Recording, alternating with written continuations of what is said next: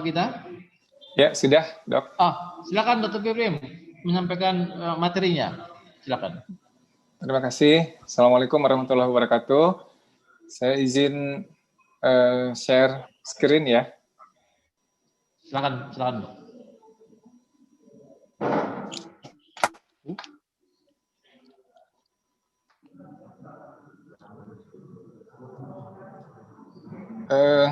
Optimalisasi kondisi metabolik ya. Mudah-mudahan ini bisa melengkapi materi-materi sebelumnya yang luar biasa. Kita lihat ini tadi sudah banyak disampaikan sebetulnya tentang PSBB yang kemudian back to normal life ya.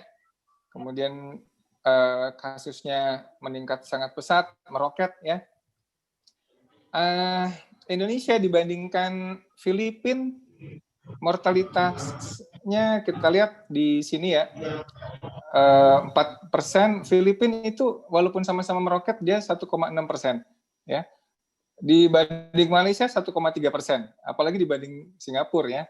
Jadi kita tidak sedang baik-baik saja sebetulnya ya. Tadi sudah disebutkan juga bagaimana teman-teman sejawat kita banyak yang wafat ya, mudah-mudahan tercatat sebagai syahid ya. Bahkan ini postingan Dr. Yogi Prawira kemarin dalam 24 jam ada 4 dokter wafat ya. Ini foto di sebelah sini Dr. Ananto almarhum, mudah-mudahan Allah terima ya. Ini adalah kepala pemasaran di RCM ya, baru wafat kemarin juga. Jadi waktu itu kita sama-sama menghentikan cipta untuk 100 dokter. Sudah tambah lagi ya, jadi berapa tadi saya lupa. Nah, sebetulnya kalau kita lihat epidemiologic triangle ya, ini kan keseimbangan agent, host, dan environment kan. Nah, kalau agentnya ada virus baru yang bermutasi ya, kemudian kita lakukan salah satu treatmentnya adalah menggeser environmentnya dengan 3M, dengan PSBB, maka harus dilakukan masker, mencuci tangan, jarak ya, ini harus dilakukan. Juga dokter-dokter pakai alat pelindung diri yang lengkap ya. Tetapi ya ketika masyarakat kemudian abai, 3M tidak dilakukan, PSBB nggak ada lagi ya, APD-nya juga nggak ada ya, environment-nya ini bergeser ke sini ya kan. Ini kemudian virusnya kan jadi tambah berat ya. Jadi mau nggak mau kita mesti memanipulasi hostnya ya. Ya, dalam hal ini adalah diri kita sendiri yang harus kita perkuat ya. Tadi Prof. Iris sama Prof. Uji sudah menjelaskan juga tentang nutrisinya ya. Saya ingin membahas sedikit tentang imunitas tubuh ya versus SARS-CoV-2 ya. Jangan sampai kalau harusnya virus ini nangis kalau udah masuk tubuh kita ya, nyesel dia karena masuk tubuh kita ya, nggak dapat apa-apa gitu ya. Jangan sampai virusnya ketawa seneng nih, karena ternyata di situ banyak makanan saya katanya.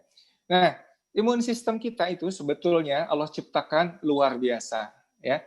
Jadi ini sebagai penghiburan begini ya, sebagai optimisme ya. Itu kan kalau di Indonesia mortalitasnya 4%, artinya kan 96% survive, ya kan? Nah, manusia kalau dia punya imun sistem yang lemah, itu akan punah dengan COVID. Mungkin mortalitasnya bisa 50%, 60%, 70%.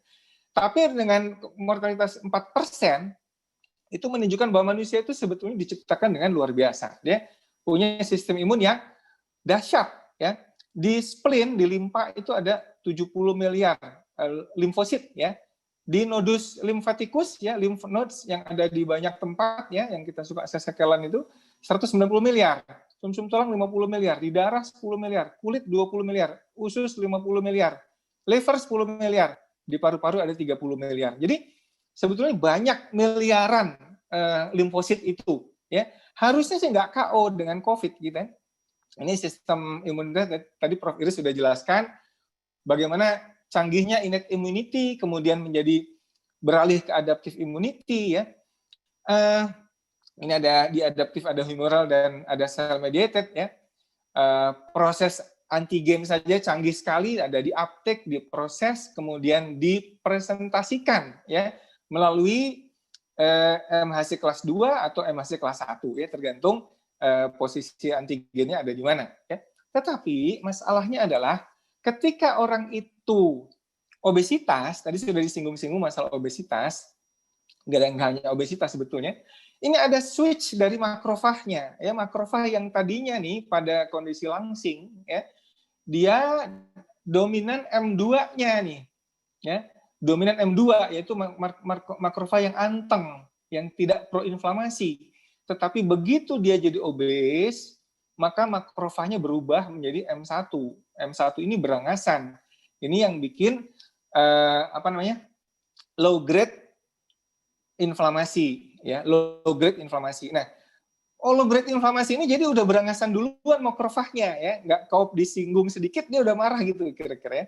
Nah, jadi impact dari obesitas dan metabolic syndrome ini terhadap imunitas ternyata dahsyat ya. Nah, ini. Jadi obesitas dan metabolic syndrome ini ya kan kemudian bikin metabolic tisunya stres dan disfungsi ya.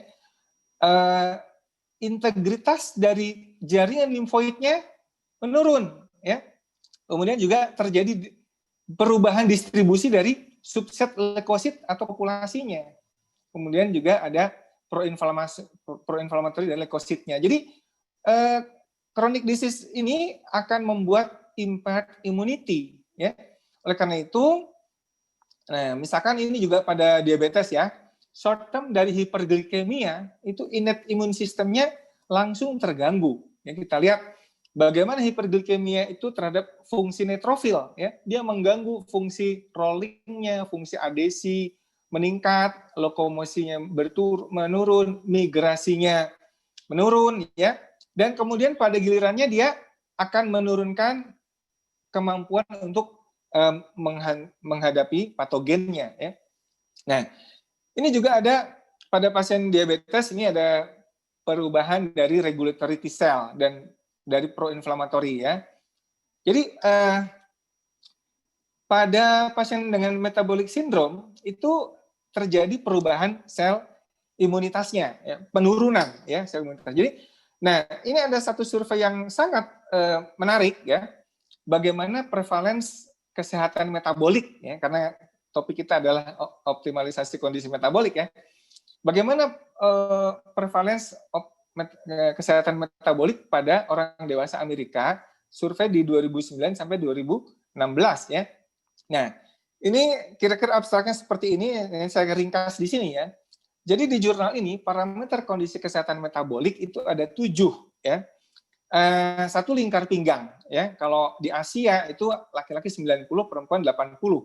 Walaupun yang lebih tepat itu sebetulnya lingkar pinggang dibagi tinggi badan itu harusnya kurang dari 0,5, kurang sama dengan ya.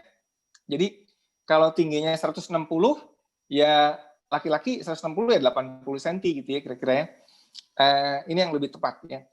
Kemudian gula darah puasa di bawah 100, HbA1c di bawah 5,7, trigliseridnya kurang dari 150, HDL atau kolesterol baiknya lebih dari 40 kalau laki, perempuan di atas 50, tekanan darah dia kurang dari 120 per 80, dan 7 tidak minum obat apapun ya.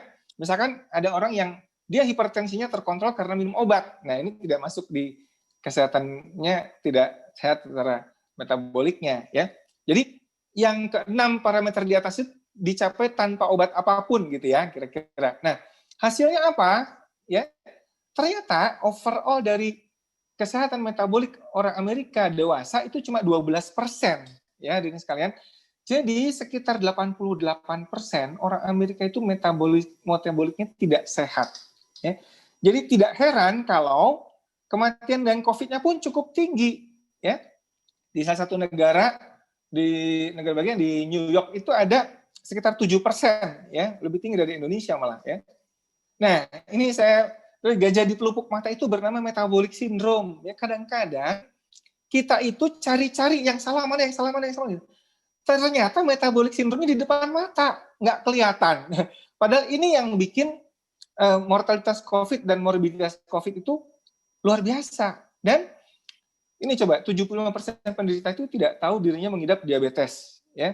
Jadi kalau ada 100 penderita diabetes, yang 25 tahu, ya, 75-nya itu nggak tahu, ketahuannya insidental, ya, insidental, ketahuan kebetulan aja. Ini salah satu slide dari seorang presentan di forum diabetes, ya. Ini jadi kalau ada orang tahu dia diabetes, ternyata sebagian besarnya nggak tahu bahwa dia itu sakit diabetes, ya. Nah, ini prevalensi kalau menurut konsensus Perkeni itu sekitar 11%, ya. Artinya 1 dari 9, ya. 1 dari 9 orang itu diabetes, ya. Dan 75%-nya tidak tahu bahwa dia diabetes. Ini sangat memprihatinkan, ya. Sekarang metabolisme itu apa sih, ya?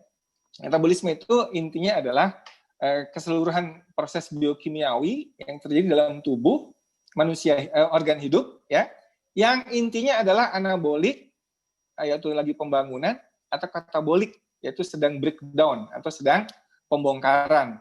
Jadi kira-kira itu aja sebetulnya, ya. Katabolisme itu breakdown, anabolisme adalah sintesis, ya.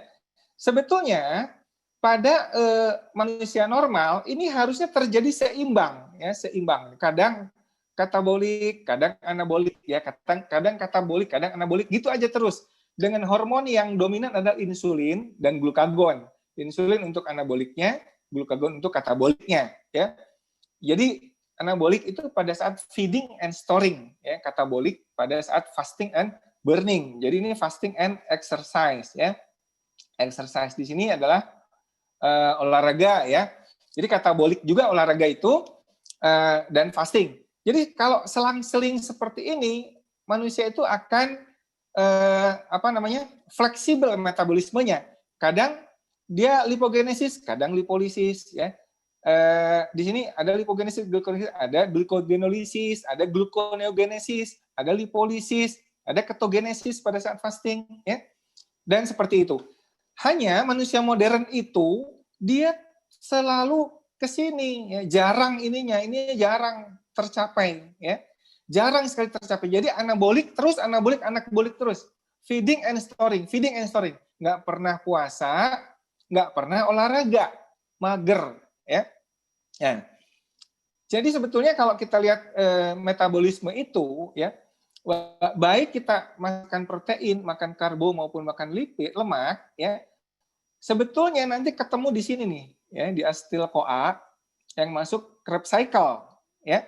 Jadi tubuh itu nggak lihat lagi gula apa lemak apa protein, ya. Dia taunya acetyl-CoA, ya, taunya ATP gitu, seperti itu, ya, di dalam biokimianya, ya. Nah, kita lihat apa sih yang terkait metabolisme pada COVID ini.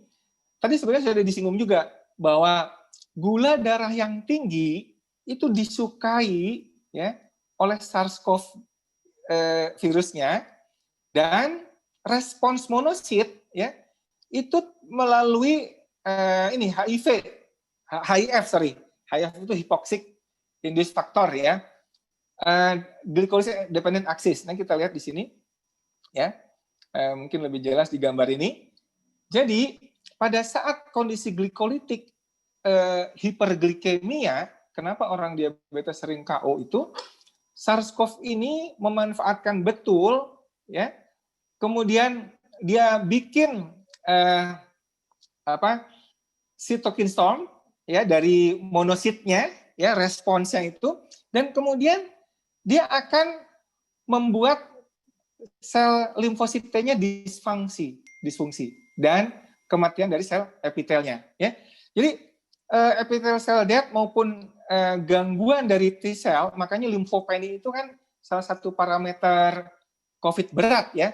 Ini adalah karena replikasi virus yang luar biasa disebabkan adalah adanya glikolitik, ya, glikolitik yang berlebihan, ya. Nah, apa buktinya? Ini ada beberapa penemuan yang menarik sebetulnya pada pasien asimptomatik yang dilakukan FDG PET atau CT scan, ya. Ini pakai fluorodeoksiglukos, ya. Ini adalah salah satu pemeriksaan untuk melihat organ mana yang uptake glukosnya tinggi, ya. Ini biasanya pada sel kanker. Jadi pada sel kanker karena uptake glukosanya tinggi, maka dia di PET scan-nya, di FDG PET scan-nya akan bereaksi. Nah, ternyata pada salah satu pasien, ya nanti ternyata beberapa pasien ada laporan sama serupa. Ini FDG PET-nya loh menyala dia, ya. Ternyata di daerah yang diserang oleh COVID itu uptake gulanya tinggi, ya, uptake gulanya tinggi. Nah ini di single center juga seperti ini. Ini yang nyala-nyala ini, ya, ground glass appearance, ya. Ini kalau di PET scan dia nyala nih. Artinya dia uptake, ya, uptake dari glukosanya tinggi sekali. Ini membuktikan bahwa, ya, jadi ini sebetulnya FDG metabolisme ini fluorodeoxy glucose ini untuk tumor, ya. Ini membuktikan bahwa, ya, virus COVID ini sangat-sangat memanfaatkan jalur glikolisis sama dengan tumor sebetulnya, ya, dalam replikasinya, gitu ya.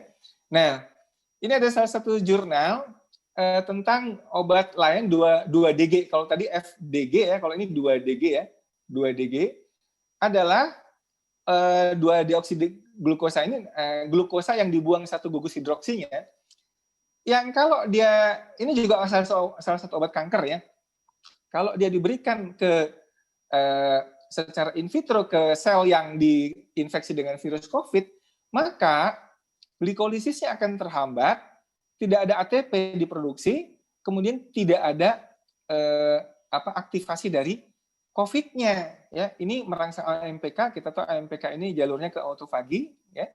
Nah ini, jadi ketika diberikan 2DG, ya, virusnya, nah ini kira-kira ini 2DG, ya.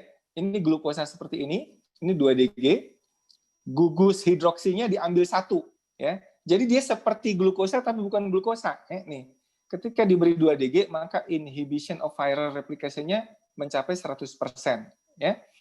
Nah, ini virus corona itu ketika dia memasuki tubuh hostnya, dia akan membuat tubuh hostnya menjadi rakus, butuh ATP dengan Warburg effect, ya. Warburg effect ini aerobic glycolysis, ya. Glikolisis seperti sel-sel kanker dan kemudian menjadi replikasi tak terkendali, ya. Buat apa sih glikosa dipakai untuk virus ini? Untuk dua hal. Glikolisisnya untuk sumber ATP dia, glikosilasinya untuk membuat spike-nya glikoprotein. Jadi dari beberapa bukti tadi itu, kita tahu bahwa si virus ini memang benar-benar memanfaatkan nutrisi dari gula, ya. Dan virus itu ketika dia masuk ke tubuh manusia, dia membajak sel tubuh manusia, ya. Ini ada istilah yang menarik, mencuri kunci dapur katanya. Jadi virus itu mencuri kunci dapur dari hostnya. Jadi dapurnya diambil, dia dimakan di situ makanan yang ada, ya. Nah, dari jurnal ini kita lihat bahwa virus itu ada yang tergantung glukosa untuk uptake-nya dan ada yang tergantung protein glutamin metabolismenya, ya. Jadi SARS-CoV ini kita sudah buktikan termasuk yang ini, ya, SARS-CoV, ya, berdasarkan jurnal-jurnal yang tadi, ya. Nah, pada orang-orang yang HbA1c-nya tinggi, ya, ternyata, ya, ini berhubungan dengan inflamasi sistemik, hipercoagulability, dan prognosisnya, ya. Kita lihat bahwa orang-orang yang HbA1c-nya tinggi, ya, itu ternyata dia punya prognosis yang lebih jelek, ya. Juga body mass index. Ini ada salah satu jurnal BMI dan risk untuk intubasi dan kematian, ya. Ini kita lihat, makin tinggi BMI-nya, ini kalau di Amerika BMI 40 juga ada, ya. Lebih banyak kali, ya. Jadi lihat tuh, intubasinya tinggi sekali, ya.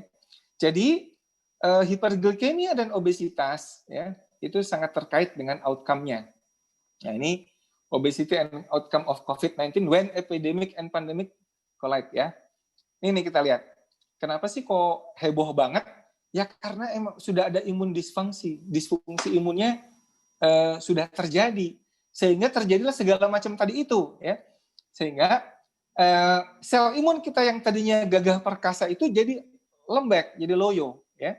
Nah ini, kenapa sih kok orang-orang sepuh dia karena heboh, padahal yang muda-muda oke-oke aja OTG, karena terjadi ini, ya terjadi immunosenescence atau gara-gara inflammaging kan ya. Karena aging karena inflamasi, ya. Ini yang bikin jadi cytokine storm, ya. Nah, masalahnya adalah ada orang-orang muda yang sudah aging sistem imunnya, ya. Mungkin yang inti dari presentasi saya adalah ini ya. Fasting when sick, healing naturally. Ini kucing aja tahu gitu ya. Kadang-kadang kita belajar ke sana sini, lupa ya. Kucing di depan mata. Kalau tadi lupa gajah di depan mata ya. Ini coba kita lihat, yang punya kucing kalau sakit itu apa yang dia perbuat? Dia puasa dan tidur. Ya. Puasa dan tidur.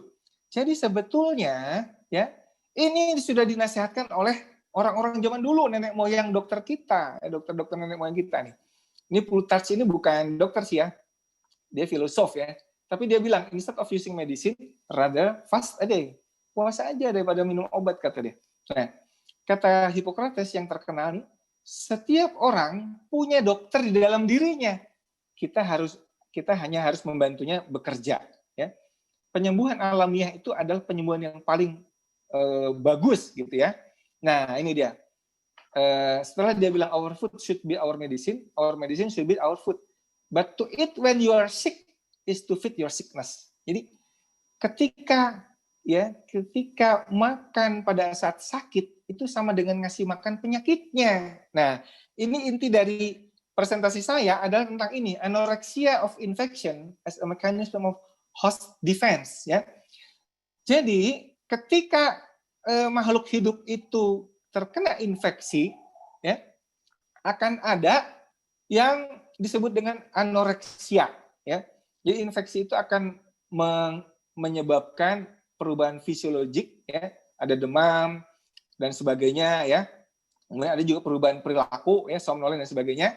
Ternyata ini untuk stimulasi sistem imun dan untuk konservasi energi. Tujuannya adalah ini, eliminasi patogen, ya.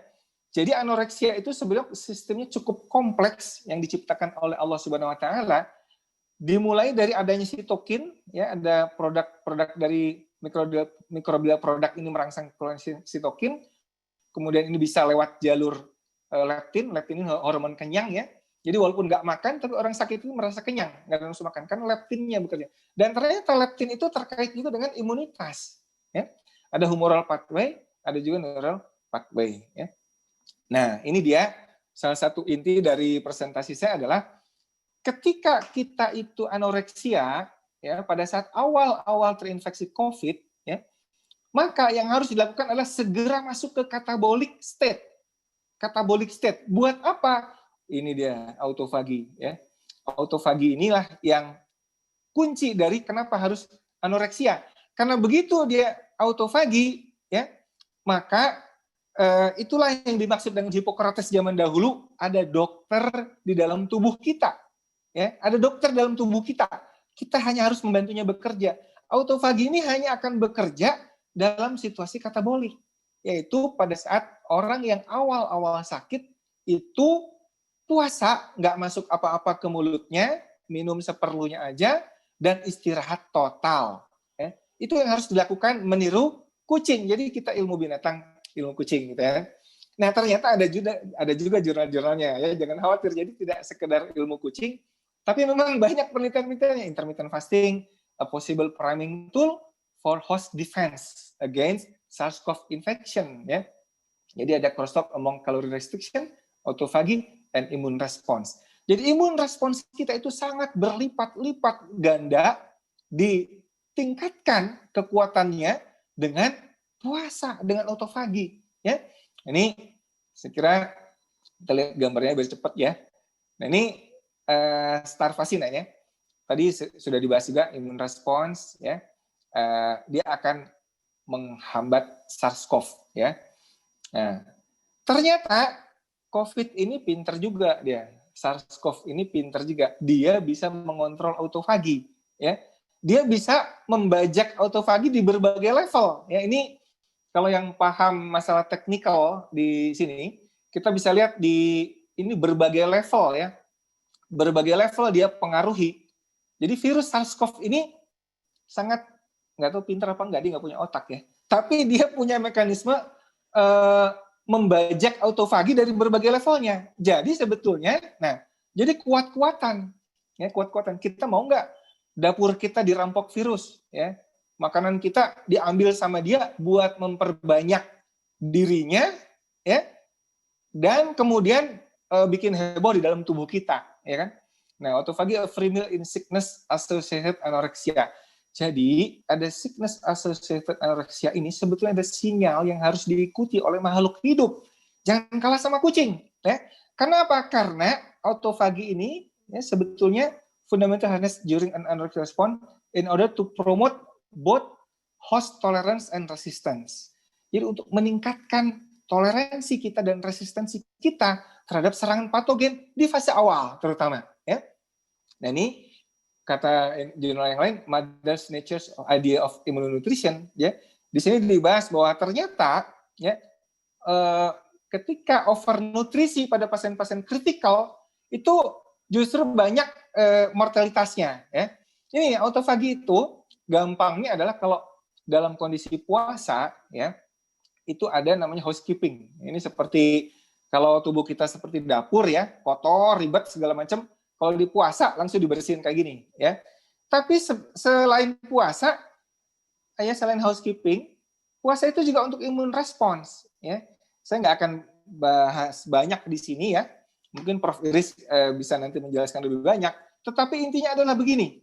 Ketika autofaginya kuat, ya, yang paling penting ya di awal-awal ketika virus masuk, kemudian dilakukan autofagi. Ini autofagi kan ada pembentukan autofagosom ketemu dengan lisosom ya. Intinya kan itu ya. Lisosom ini asam banget, kemudian dihancurkan, didegradasi. Nah, remahan-remahannya ini kalau kelihatan ini bikin epitop yang mengandung MHC kelas 2. Nah, inilah yang kemudian mengaktifkan CD4 ya. Ini Prof. Iris mohon koreksi kalau salah ya. Ini mengaktifkan CD4, jenderalnya pasukan khusus di adaptive immunity. Yang ini akan menyusun serangan nih. Apa nanti bikin antibody atau pakai CD8 gitu ya. Ini kemudian, nah, jadi dari innate immunity ke adaptive immunity itu sudah mulus, switch-nya itu sudah mulus dari awal ketika autofaginya jalan, ya. Tapi kalau autofaginya nggak kuat, ya, baru kemasukan virus, udah makan banyak, ya, makan terus untuk menguatkan kekebalan kita, makan terus.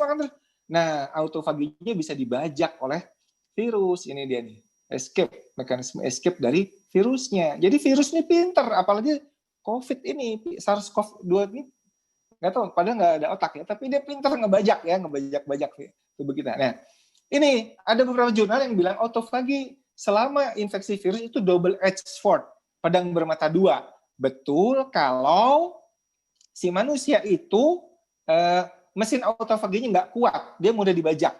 Tapi kalau kita perkuat dengan puasa, ya, maka nah ini virus itu mau masuk, dia nangis karena tubuh kita jadi insinerator buat virus ya. Autofagi itu jadi membakar virusnya, ya. Jadi alih-alih dia dapat makanan, dia malah dibakar si virusnya. Nah, itulah yang terjadi pada orang-orang yang sehat. Jadi hadirin sekalian, autofagi ya, puasa dan total rest di awal invasi virus itu sama dengan memadamkan lilin. Gitu aja gampang ya. Mati lilinnya. Tapi ketika kita beri makan pada orang diabetes, tinggi gula darahnya, yang terjadi kebakaran hutan, sitokin storm. Ini susah ya. Nanti masuk ICU, diintubasi, pasang ventilator, pakai obat segala macam yang ratusan juta ya, pakai IVIG ya, segala macam masuk di situ. Karena sudah kebakaran susah ya. Dibandingkan kebakaran begini, mending kita tiup lilinnya ya. Nah, ini mungkin terakhir dari presentasi saya.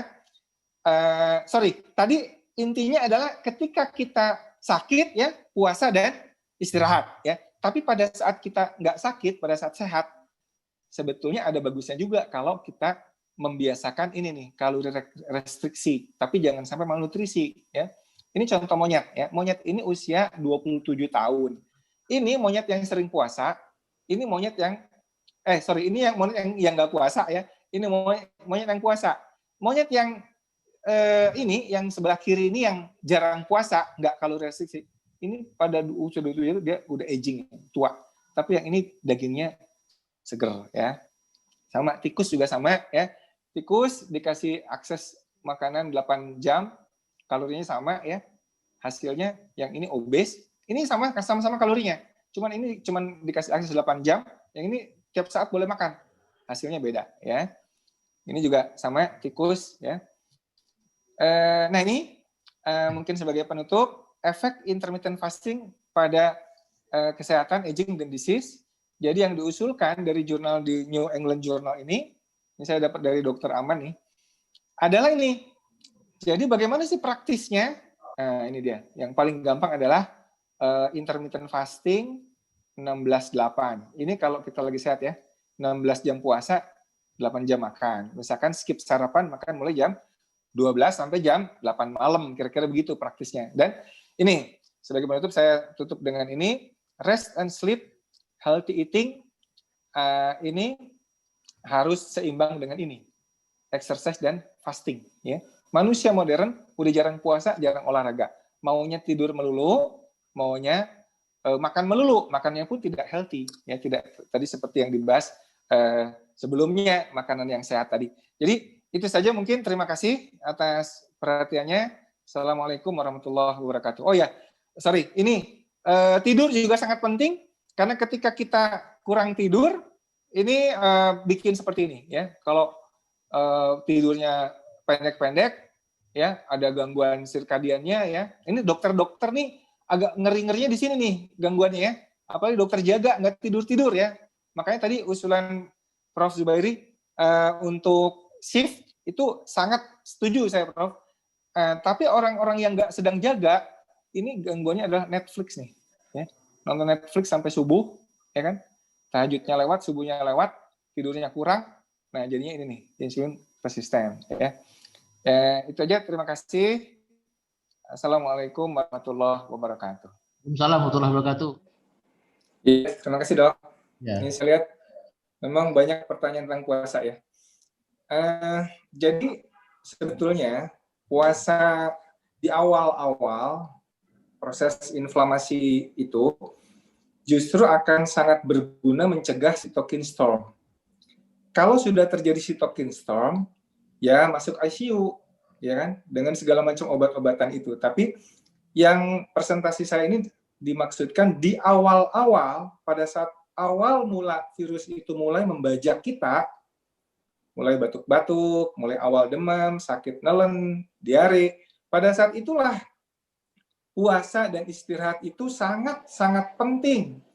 Karena kita tahu kan tadi di PET scan tadi yang dikasih FDG-nya nyala kan, yang ada COVID-nya itu nyala. Artinya apa? Artinya memang virus ini akan menggunakan gula, glikolisis untuk memperbanyak dirinya. Dan pada saat itulah monosit itu juga akan mengeluarkan sitokin dan kemudian akan mengganggu proliferasi dari limfositnya. Tadi kan sudah jelas ya. Nah, berapa lama puasanya? Ya variasi ya sebetulnya, tergantung kondisi. Kalau orangnya sudah malnutrisi, udah gizi buruk ya jangan puasa, ya kan? Tapi kalau orang sehat, seger bugar, orang obes, malah harus puasa. Ya. Karena apa? Karena ketika puasa itu kita akan mengontrol gula darah secara sederhana, nggak perlu insulin segala macam. Puasa, kontrol gula darah, karena banyak penelitian, gula darah yang tinggi itu terkait erat dengan fatalitas. Karena akan dipakai, tadi udah jelas sekali ya, gula darah yang tinggi itu akan dipakai replikasi virusnya. Jadi ketika puasa di awal-awal, ya, berapa lama awalnya itu, kan gitu ya. Nah, ini kira-kira ya, kan cytokine storm itu pada hari ke-7 ke-8 rata-rata ya. Jadi badai sitokin itu hari ke-7 ke-8 itu. Jadi mungkin di 3, 4 hari, 5 hari awal-awal itu yang paling penting kita tekan inflamasinya dengan puasa dan istirahat. Istirahat juga sangat-sangat penting ya. Nah, berapa lama puasanya? Variatif, bisa 16 jam sampai 20 jam ya. Puasa 20 jam, 21 jam itu insya Allah tidak akan bikin malnutrisi. Kenapa? Karena manusia itu sebetulnya ya, tadi di slide saya kan sudah ada insulin, ada glukagon ya. Ada insulin, ada glukagon. Jadi ada fasenya dia anabolik, ada fasenya katabolik. Pada saat puasa ini kita justru ingin membuat tubuh kita katabolik sementara. Ya, sementara saja kataboliknya. Sampai nanti dia sudah resolusi, baru nanti makan yang kaya nutrisi. Jadi puasa ini hanya sekedar ingin memadamkan lilin dari inflamasinya. Jangan sampai gara-gara gula darah kita tidak terkendali, ya, apalagi makan terus ya, makannya juga tinggi karbohidrat. Padahal karbohidrat itu disenangi dengan COVID-nya gitu. Itu dok. Jadi berapa lama puasanya? Di awal-awal mungkin 3-4 hari, 5 hari, setiap harinya puasa 16 jam ya. Buka puasanya tanpa gula atau tanpa karbohidrat sama sekali.